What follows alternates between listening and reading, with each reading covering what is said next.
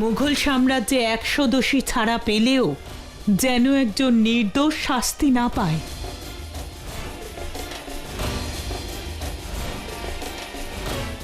আমি এটাই চাই যে এইবার আসল দোষীকে শাস্তি দেওয়া হোক।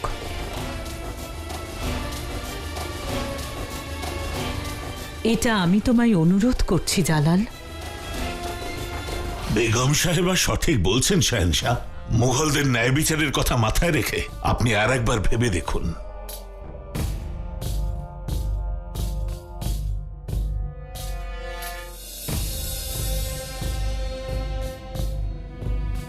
কাজী সাহেব বোধহয় ঠিক বলছেন, যোধা বেগমকে একটা সুযোগ দেওয়া উচিত।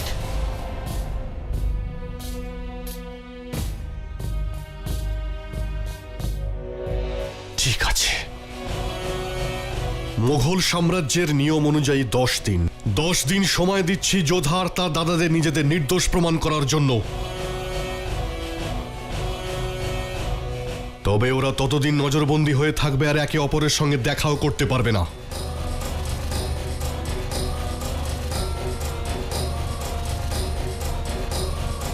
আর 10 দিনের মধ্যে ওরা নিজেদের নির্দোষ প্রমাণ করতে না পারলে তখন ওদের অপরাধী সাব্যস্ত করে সবার সামনে জীবন্ত পুড়িয়ে মারা হবে।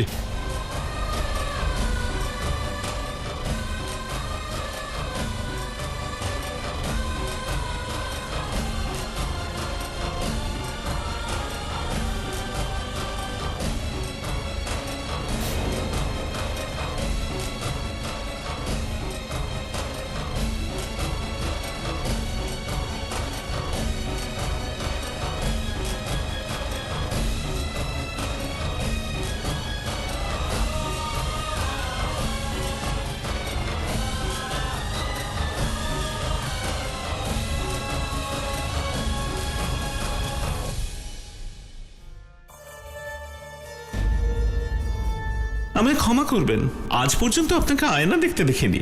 মানে বলতে চাইছি, আজ পর্যন্ত আপনি আপনার সৌন্দর্যের খেয়াল করেননি তো? বেগম সাহেবা নয়, মারিয়াম উজ জামানি বলে ডাকো। আমি আমার চেহারা নয়, বরং সেই বেগমের সৌন্দর্য দেখছি যে শীঘ্রই মারিয়াম জামানির পদ পেতে চলেছে। না! সাবধান, হুঁশিয়ার! শাহেনশাহ এ হিন্দ, তাজে সালতানাত মুঘলিয়া, শাহেনশাহ সালামত জালালউদ্দিন মোহাম্মদ প্রবেশ করছেন।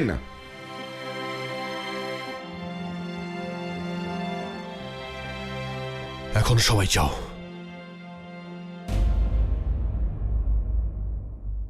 রোকেয়া, কাজী সাহেব আর আম্মিজানের জন্য ওদের আমি 10 দিনের সময় দিয়েছি, কিন্তু তুমি আমায় কেন বাধা দিলে? আমি ওদের সবাইকে হত্যা করতাম। তাতে কি হতো জালাল? এই ঘটনাটা এখানেই চাপা পড়ে যেত আর অপরাধী শাস্তিও পেত না। কি বলতে চাইছো তুমি? এটাই যে আম্মি জানের কথায় যুক্তি ছিল, যেটা আমাকে ভাবনায় বয়ে যাওয়া থেকে বের করে আনে আর এটা ভাবতে বাধ্য করে যে উনি ঠিকই বলেছেন যে এই হারেমে আগেও বিনা কারণে এই ঘটনা ঘটেছে। কোনো বেগমের সন্তান পৃথিবীতে আসার আগেই শেষ হয়ে গেছে। যোধা বেগম এখানে আসার আগেও। তার মানে যেটা দেখা যাচ্ছে, ঘটনাটা তার চেয়েও বেশি গুরুতর। আর সত্যি যদি এর বীজ অন্য কোথাও লুকিয়ে থাকে, তাহলে আমাদের সেটা খুঁজে বের করতে হবে আর সত্যিটা জানতে হবে যে কে সে যে চায় না এই পৃথিবীতে এই সাম্রাজ্যের উত্তরাধিকারী আসুক।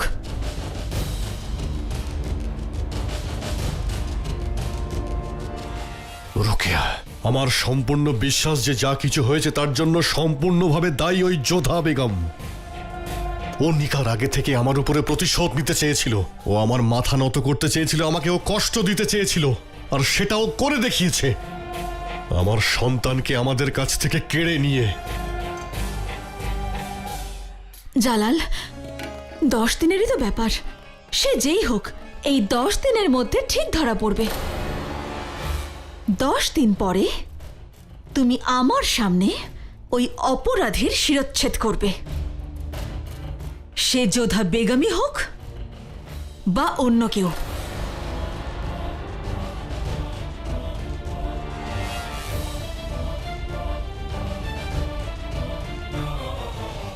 বাদব বা মুলহাসা হুশিয়ার, হামিদা বেগম প্রবেশ করছেন।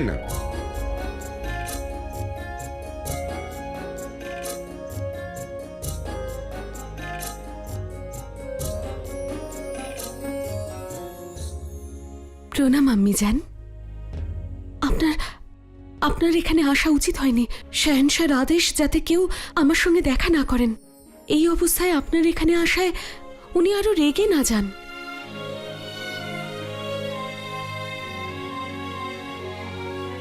জালাল আমার সন্তান যোধা, ও আমার উপর রাগ করতে পারে না। আমি ওর আম্মি, আর এখানেও একজন আম্মি হয়েই এসেছি। তুমি আমাকে আম্মির দরজা দিয়েছ, তাই না? তোমার সাথে দেখা করতে কেউ আটকাতে পারবে না। হিন্দুস্তানের শাহেনশাহর হুকুমও নয়। আমি বন্দী হওয়ার জন্য দুঃখিত নই আম্মি যান, কিন্তু এই জন্য দুঃখিত যে উনি আমার জন্মভূমিকে দোষারোপ করেছেন। উপরওয়ালা নির্দোষকে শাস্তি দেয় না যোধা, আর সময়ও দোষীকে লুকোতে দেয় না। জালাল এই সময় রেগে আছে। মাথা ঠান্ডা করে যখন ভাববে তখনও বুঝতে পারবে, আর ওর সিদ্ধান্তে ও আফসোস করবে, আর তুমি আবার মাথা উঁচু করে থাকতে পারবে। কিন্তু এই সময় আমি আমার সন্তানের সিদ্ধান্তে আফসোস করছি।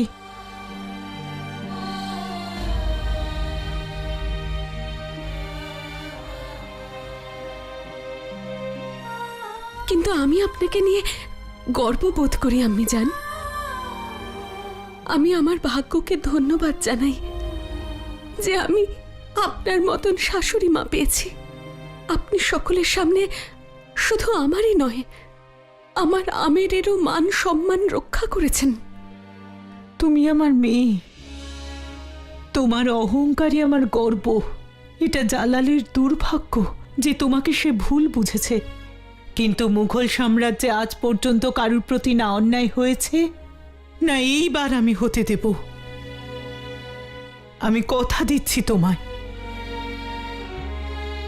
তোমার যদি কোনো কষ্ট হয় তাহলে পাহারাদারদের দিয়ে সংবাদ পাঠিও। আমি অবশ্যই আসব। একটা সমস্যা আছে আমার। বলো। আমি বহু বছর ধরে প্রতি সন্ধ্যায় আমি শ্রীকৃষ্ণের আরতি করি, কোনো দিন তা বন্ধ করিনি। কিন্তু এখন আমি ওনার আরতি করতে পারবো না, আর এই কথাটা ভেবে আমি ভীষণ কষ্ট পাচ্ছি। তোমার কৃষ্ণের সামনে প্রদীপ জ্বলবে যোধা, আমি জ্বালাবো।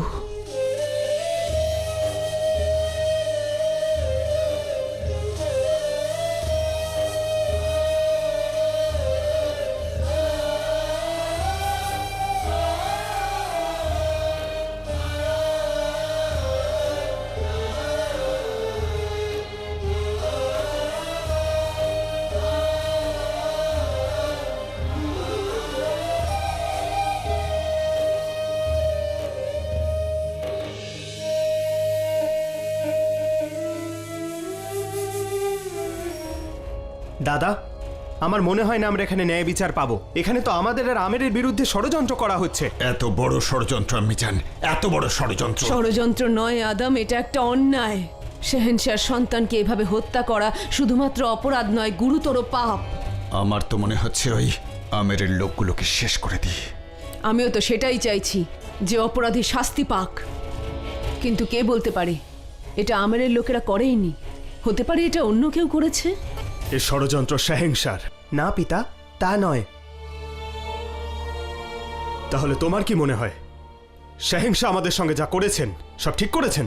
আমি তো তা বলিনি পিতা, কিন্তু উনি অন্যায়ও করেননি। সমস্ত প্রমাণ আমাদের বিরুদ্ধে ছিল। শাহেনশাহর জায়গায় যদি অন্য কেউ বিচার করতেন, উনিও তাই করতেন। আর যদি শাহেনশাহ আমাদের দণ্ড দিতে চাইতেন, তাহলে 10 দিনের সময় কেন দিতেন? কেই বা প্রশ্ন তুলতো ওনার সিদ্ধান্তের উপর? তোমার কি কাউকে সন্দেহ হয় মানসিং? সন্দেহর তালিকায় তো অনেকগুলো নামই আছে, যেমন আদম খান। আদম খান? উনি বেশ কয়েকবার ভরা সভায় শাহিনশার সঙ্গে বিবাদ করেছেন। সেক্ষেত্রে তো শরীফুদ্দিনও হতে পারে। শরীফুদ্দিন? ও এরকম করতে পারে? হ্যাঁ, শরীফুদ্দিন যেখানকার সুবেদার সেখানে ধুতরার রস পাওয়া যায় আদম। আর এমনিতেও আমার মনে হচ্ছে যে আমেরের সঙ্গে শাহেনশার বন্ধুত্ব শরীফুদ্দিন ভালো চোখে নেয়নি।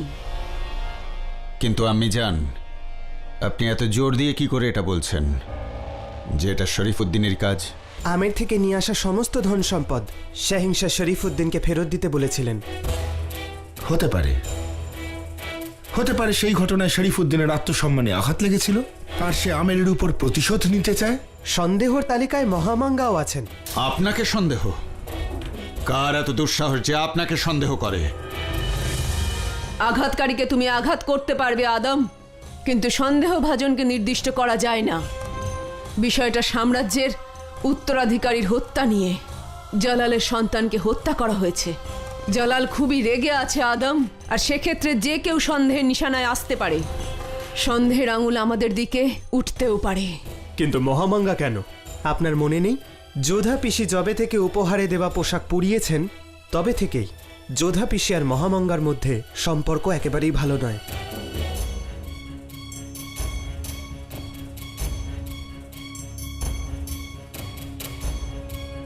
আপনাদের ভোজন।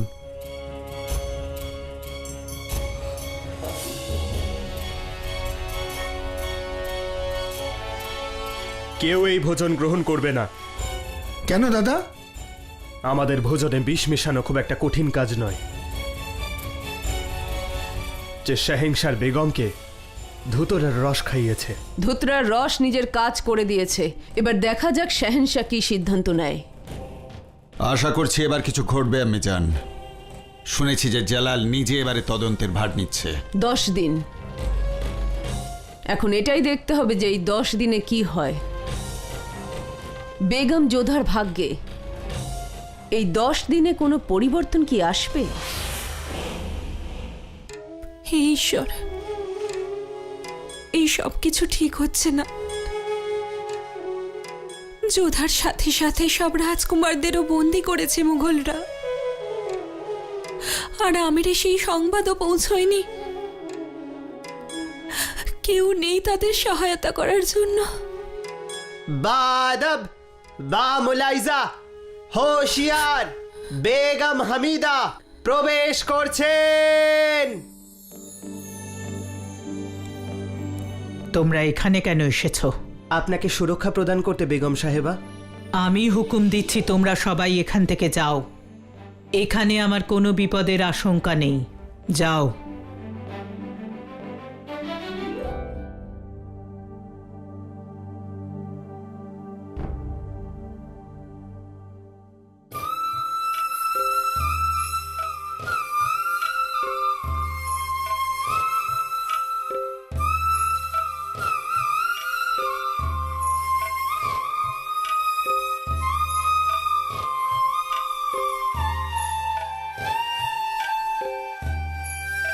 পুজোর জিনিসপত্র কোথায় রেবা?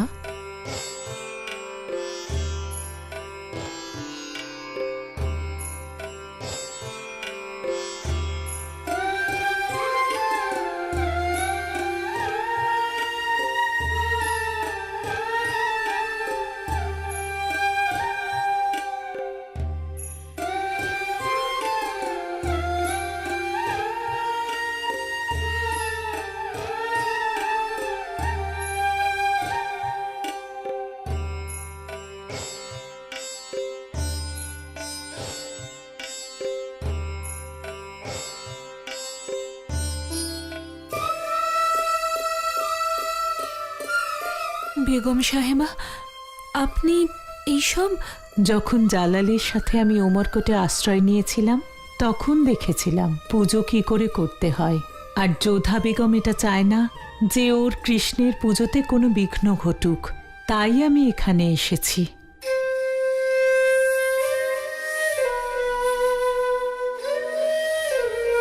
বেগম সাহেবা, আপনি তো জানেন যে যোধা নির্দোষ।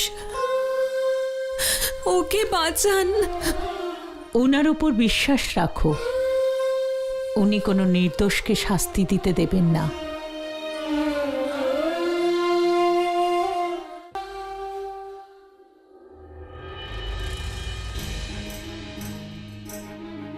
তুমি এখানে?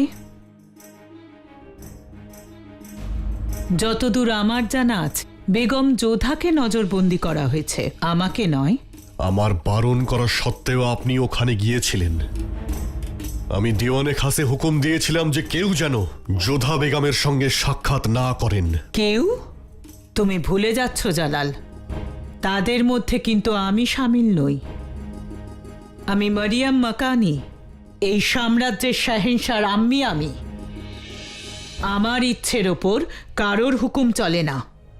হ্যাঁ, আমি যদি বিচার ব্যবস্থায় দখল দিই তাহলে সেটা ভুল হবে, কিন্তু যোধার সঙ্গে দেখা করতে যাওয়াতে আমার কোনো ভুল নেই। আমি জান আপনি কেন বুঝতে চাইছেন না? সন্তান হারানোর যন্ত্রণা কি সেটা আমি বুঝতে পারছি। আমাদের শাহেনশার জয় হোক, আপনার জন্য বিশেষ বার্তা এসেছে।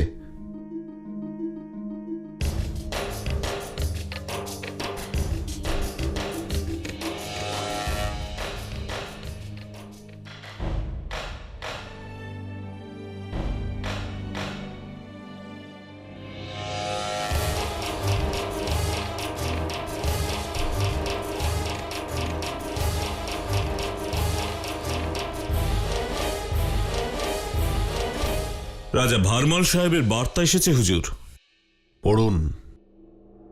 লিখেছেন জামাইরাজ শাহেনশাহ মোহাম্মদ জালালউদ্দিনকে ভারমালের প্রণাম। আপনার বার্তা আমি পেয়েছি, আপনি আমায় মনে করেছেন। এমনিতেও আমি আপনার ওখানে আপনার কাছে অবশ্যই যেতাম। একটি শুভ সূচনা আপনাকে দেওয়ার ছিল। আমার সুপুত্রী সুকন্যার বিবাহ সুজানপুরের রাজা ভবানী সিংহের সুপুত্র রতন সিংহের সঙ্গে স্থির হয়েছে। প্রণাম। আপনি রাজা ভারমালকে এখানে ডেকে পাঠিয়েছেন হুজুর? হ্যাঁ, ওনাকে আমি এখানে ডেকে পাঠিয়েছি। ওনার সঙ্গে আমি ঠিক সেই রকম ব্যবহার করতে চাই যেমন ওনার সন্তানদের সঙ্গে করেছি। আয়ুষ্মান ভব।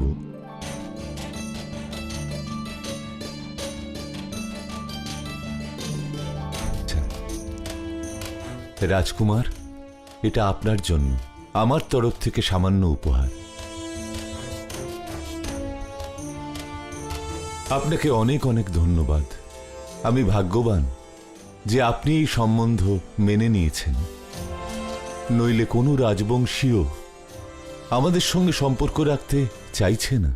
সবাই সেটা দেখেছে যেটা আপনি করেছেন, কিন্তু সেটা কেউ ভেবে দেখেনি আপনি এটা কেন করেছেন। আপনার কন্যার কুষ্ঠি আর ওর গুণ আমাদের ভালো লেগেছে।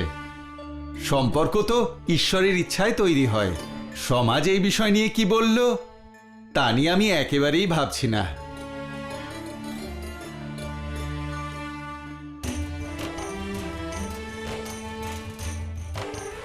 এবার অনুমতি দিন, বিয়ের অনেক ব্যবস্থা করতে হবে আর নিমন্ত্রণও পাঠাতে হবে। অবশ্যই।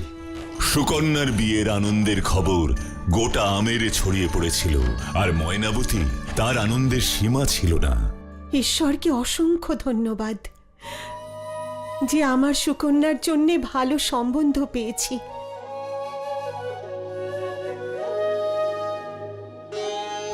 মানলাম সাম্রাজ্য বড় নয়, ছোট সাম্রাজ্য, কিন্তু আমার সুকন্যা বধূ রূপে যাবে। আসলে যোধার বিয়ের পরে আমি তো ভয় পেয়েছিলাম যে আমার সুকন্যার বিয়ে হবে কি হবে না। ভাবনা যদি সঠিক হয় ময়নাবতী, সেক্ষেত্রে কখনো খারাপ হয় না। সত্যি তো, আমাদের সুকন্যা সত্যি কত গুণী, কে ওকে বিয়ে করতে রাজি হবে না? এবার রাজকুমারী থেকে রানী হতে চলেছে আমাদের সুকন্যা।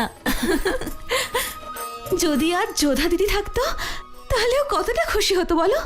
সত্যি আজ ওর এখানে না থাকাটা আমার একদম ভালো লাগছে না।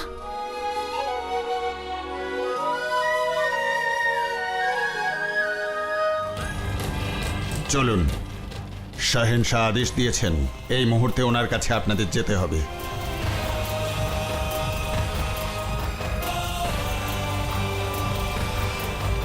এই মুহূর্তে? এই মুহূর্তে এক্ষুনি ডেকে পাঠিয়েছেন? ঠিক আছে। জানি না আবার কি ভেবেছেন উনি।